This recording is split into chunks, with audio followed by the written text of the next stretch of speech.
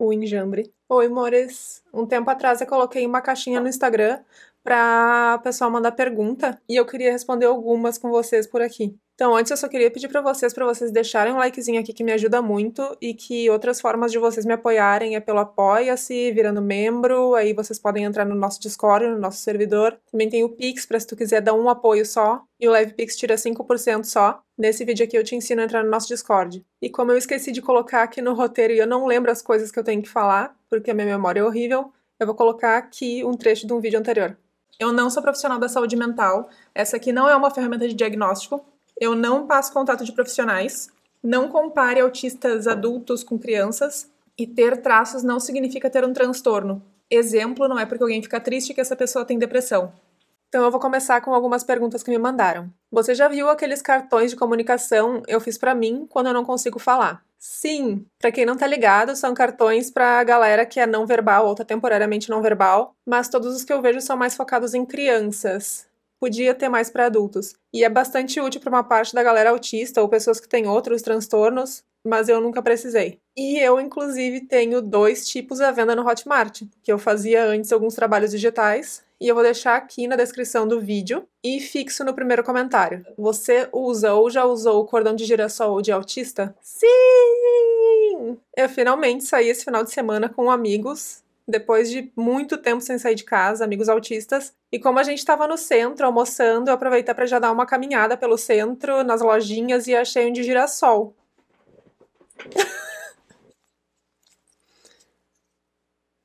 Eu não queria verde e amarelo, e sim o que tem fundo preto. Mas já tava ali e tá valendo. E eu não gosto dos que tem por aí de infinito, porque eu gosto de uma coisa mais minimalista. Daí a gente foi procurar. Primeiro eu comprei esses negocinho aqui, sabe, pra colocar crachá, coisa assim.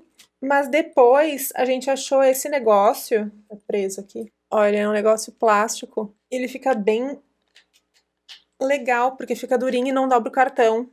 Pra quem achar, recomendo muito. Tem que tirar esse adesivo desgraçado aqui de trás. Ó, aqui é meio fundinho, ó. E aí o cartão fica bem posicionadinho aqui, certinho. ASMR. Vou até colocar ele. Daí, como eu nunca saí de casa, eu já saí de lá usando. E eu me senti um pouco estranha. Eu tava exageradamente consciente dos meus arredores e de mim. Tipo aqueles sonhos que tu sonha que tu tá sem roupa, sabe? Mas acho que vai adaptar. Inclusive, galera, algumas semanas atrás eu vi um vídeo do Ivan, onde ele questiona a venda desenfreada de cordões desses para autismo e tal, que está sendo vendido por todo o canto. E eu concordo que tinha que ser algo mais regularizado, dado pelo SUS, de repente, ou nesses lugares que a gente pega a carteirinha. Infelizmente, enquanto isso, a gente acaba se virando da forma que dá. Aí eu gostei que ele não é bem verde bandeira, assim, é um verde meio turquesa. Seus vídeos me ajudaram demais, comecei o processo do diagnóstico. Sério, vocês são demais. Saber disso, assim, é bastante importante pra mim, bastante importante pra mim, porque eu tenho rios de síndrome de impostora e uma falta de autoconfiança gigantesca. Inclusive, a psicóloga que fez o meu diagnóstico falou que é uma das coisas mais marcantes em mim. E daqui da minha bolha eu não consigo ter uma noção do lado de lá, eu não consigo perceber como é que tá indo, até porque a quantidade de visualização oscila muito e a gente recebe muito comentário negativo. Então, obrigada. Poderia, por favor, me dizer os traços de quem tem AHSD? Então, gente, eu ainda estou bem no início do meu aprendizado sobre AHSD, por isso que, inclusive, eu nem fiz vídeo sobre isso, e é bastante complexo, não tive mais capacidade de estudar sobre. Um vídeo que, para mim, explicou muito bem sobre AHSD foi esse aqui, e se vocês tiverem outros para recomendar, também escrevam aqui nos comentários. A questão é que existem várias habilidades e ainda existe a parte intelectual. Mas HSD não é o mesmo que ser um gênio, apesar do que o Luciano Huck fala. Isso é um estereótipo bastante ruim. Alguns HSD têm sim uma memória absurda. Algumas crianças com memórias absurdas estão inclusive no programa do Luciano Huck, e lá ele chama elas de gênios.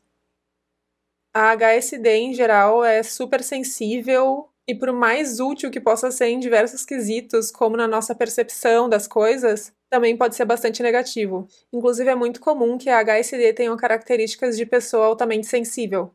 Eu sou. Existem habilidades espaciais, habilidade de comunicação, de liderança, de memória, etc. E existem HSDs que têm QI alto, mas existe uma sabedoria bastante ultrapassada de que só existe HSD com QI alto. Mas não são todos os HSDs que têm super QI. Existe uma suspeita de um jogador que, se não me engano, é argentino, eu não lembro o nome dele, por favor, me lembrem nos comentários, e que ele é HSD. Isso por causa da forma que ele joga, da percepção dele do campo. Enfim, como eu falei, o povo acha que a HSD é soletrar palavras complexas de trás pra frente e ter memória absurda. Inclusive, voltando no assunto da memória, a minha memória é tão ruim que às vezes eu fico me perguntando se eu não tenho um Alzheimer até na minha genética, e eu não tô brincando. Segundo a minha psico, tem a ver com traumas da minha infância, mas eu não tenho como investigar no momento, quem sabe um dia eu investigue. Às vezes, ser HSD se manifesta quando tu resolve coisas no teu dia a dia, de forma que os outros não pensariam. É claro que existem critérios e é muito mais do que isso. Enfim, quando eu tiver mais conhecimento, eu gravo vídeo sobre. Essa pergunta aqui eu achei bem interessante, mas ela me baqueou também. Na sua opinião atípica, há sentido ter um relacionamento romântico? É claro que faz sentido, o autista também ama. Vamos pensar em alguns pontos que podem interferir aqui e que podem estar por trás da tua pergunta. Pode ser que tu seja assexual, aromântica ou não sinta necessidade alguma de socializar. E a tua pergunta também pode ter a ver com abuso ou outras questões. Eu particularmente sinto pouquíssima necessidade de socializar e eu posso ficar sozinha pro resto da vida. Inclusive amo. Mas quando eu me apaixono, eu crio hiperfoco na pessoa por um período. E depois rola aquele lance onde o casal vira quase uma entidade. Eca, vai ver, é por isso que comigo sempre deu errado. Eu já me relacionei várias vezes. A maioria delas resultaram em eu fudida em um relacionamento abusivo, entupida de gaslighting e manipulada até o último fio de cabelo. Sim. Mas isso não significa que todo mundo vai ser assim com a gente, apesar de todas as pesquisas mostrarem que é mais comum que autistas sofram diversas formas de abuso do que não autistas. E quanto a ser aromântica ou assexual, daí é claro que se tu te envolver com uma pessoa romântica também ou assexual pode ajudar, mas o que pode ajudar realmente é que as pessoas precisam entender que todo mundo tem frequência afetiva diferente. E se houver essa compreensão de que as pessoas são diferentes e o relacionamento funcionar, tudo certo? E ainda existe a não monogamia, que não é sobre suruba, mas pode ser, e sim sobre a descentralização de afeto. Isso porque é bizarro esperar que uma pessoa satisfaça tudo que a gente precisa. Se a gente não espera isso de amigos, porque a gente espera de relações românticas? Descentralizar ajuda a gente a construir relações saudáveis onde ninguém tenta transformar ninguém. Mas é claro que existem relacionamentos entre, por exemplo, um autista e um não autista, onde isso também não é necessário e funciona. Observação: não confundir não monogamia com relação aberta, poliamor e essas coisas. Não monogamia é algo político. Diagnosticada com borderline por anos até outros 2 médicos baterem na tecla de TEA1. Mana, isso é muito comum. Ou a gente é border, ou a gente é bipolar, ou a gente tem toque. Nunca é autismo. E às vezes a gente só é a louca mesmo. A psiquiatria, assim como outras áreas da medicina, e enfim, a sociedade, é bastante sexista. E o histórico da psiquiatria com mulheres é um absurdo. Além disso, como eu expliquei neste vídeo aqui, mostrando pesquisas, tudo certinho, vão lá ver, as pesquisas são, em sua gigantesca maioria, feitas em homens. Então a prática clínica de diagnóstico e tudo mais é baseada em homens. Daí nós, mulheres cis, pessoas trans, pessoas pretas, temos características completamente distintas de homens quando se trata de autismo. E eu explico melhor isso naquele vídeo que eu tinha mencionado aqui.